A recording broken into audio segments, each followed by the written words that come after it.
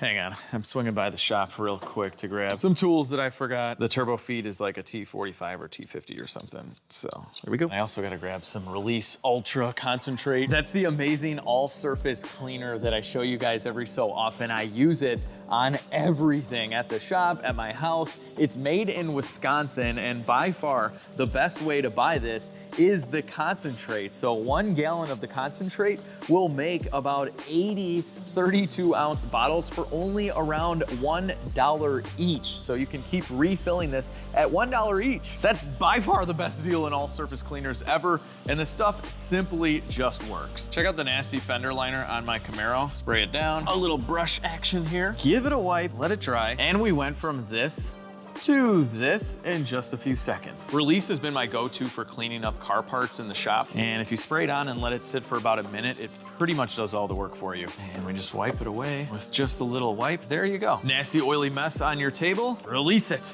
She gone. I use this to clean up the shop floor as well. They sell this pumper. It's so nice.